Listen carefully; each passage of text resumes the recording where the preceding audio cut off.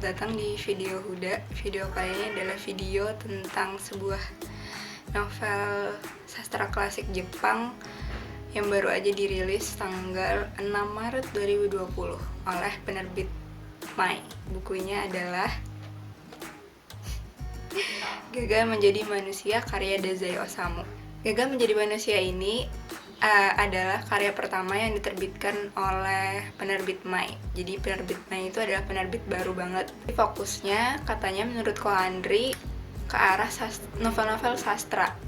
Novel-novel sastra klasik Jepang kayak gitu. Novel ini merupakan novel karya Dazai Osamu, karya terakhir yang punya nuansa lumayan gelap. Selain itu, novel ini juga dipercaya adalah jatuh deh. Selain itu, novel ini juga dipercaya sebagai wasiat terakhir dari Dazai Osamu Sensei sebelum akhirnya melakukan harakiri bersama kekasihnya. Novel ini dalam judul aslinya adalah Ningen Shikaku yang diterbitkan tahun 1948, 3 tahun doang setelah kita merdeka cuy. Gagal Menjadi Manusia ini terbagi jadi 5 bagian, yaitu prolog, catatan pertama, catatan kedua, catatan ketiga, dan epilog. Tapi selain 5 bagian ini, ada bagian pembuka dan kata pengantar. Bagian kata pengantar sendiri adalah pengantar dari penerbit Mai selaku penerbit buku ini. Juga ada penjelasan tentang novel Ningen Shikaku. Novel Gagal Menjadi Manusia ini adalah versi bahasa Indonesia pertama yang diterbitkan oleh penerbit Mai dengan penerjemah Kak Asri Pratiwi Wulandari. Nah, di sini tuh sudah ditekankan banget sama spesialis kalau kita tuh bisa bergerak ke arah yang berbeda meskipun kita merasakan hal yang sama seperti yang dirasakan penulis. That's the point. Emang siapa sih Dazai Osamu ini dan apa sih yang dilakukan sama Dazai Osamu sampai kita harus bergerak ke arah yang berbeda dari yang dia lakukan? Dazai Osamu adalah sebuah nama pena. Seseorang yang bernama asli Tsushima Tsuji dikenal sebagai pengarang cerita pendek dan novel dengan gaya autobiografi. Dazai Osamu Sensei menulis dengan senda gurau, ironi, kesedihan, hingga penghancuran diri. Dari sekolah menengah, Dazai Osamu Sensei itu udah mencoba berbagai percobaan harakiri, misalnya minum obat dengan dosis yang melampaui batas atau gantung diri, sampai akhirnya yang berhasil adalah menenggelamkan diri ke dalam saluran air Tamakura. Tamagawa di Tokyo bersama kekasihnya. Dazai Osamu atau Tsushima Tsuji ini dilahirkan dari keluarga berada. Sebenarnya ayahnya adalah seorang tuan tanah. Dia tuh pernah menceritakan silsilah keluarga Tsushima itu di dalam novel Kuno no Nenkan. Nah, Gagal Menjadi Manusia ini menceritakan tentang seorang anak laki-laki dari keluarga terpandang bernama Obayozo.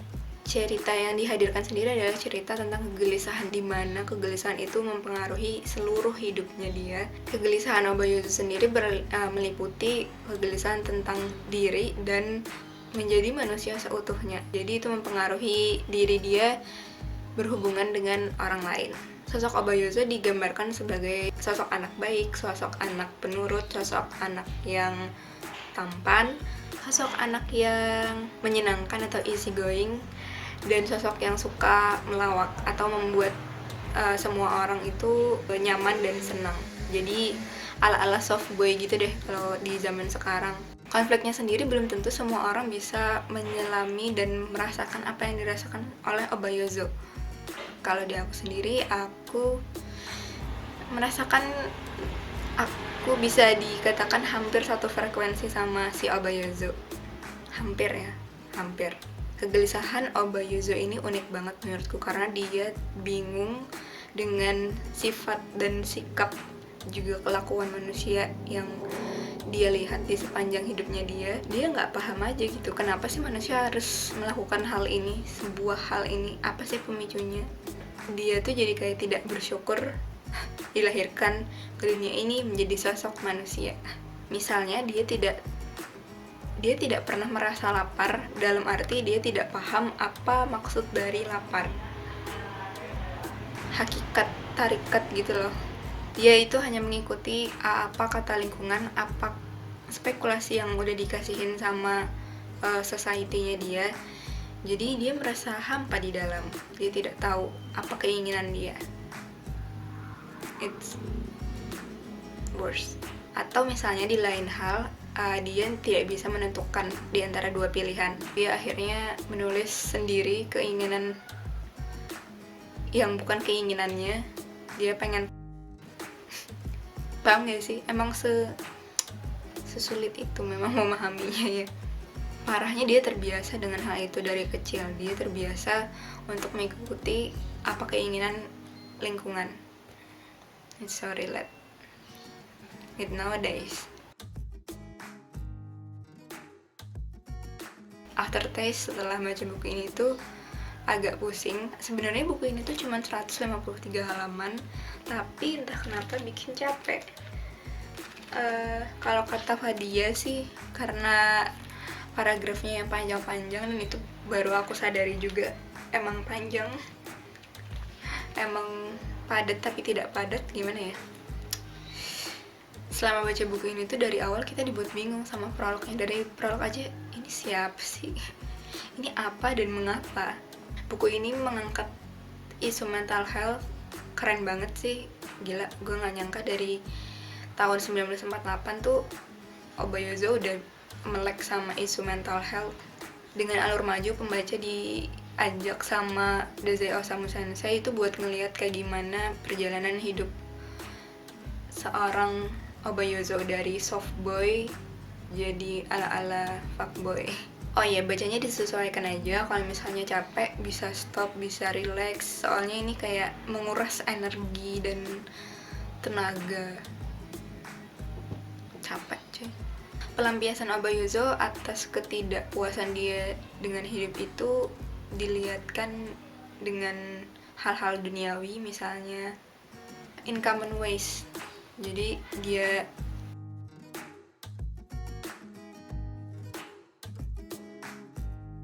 this book is totally insane. Kenapa gue bilang itu? Karena ada percobaan harakiri masalahnya. Jadi pastikan kalian udah 17 tahun dan dalam kondisi yang prima ketika ngebaca buku ini, karena itu akan menguras energi positif Anda.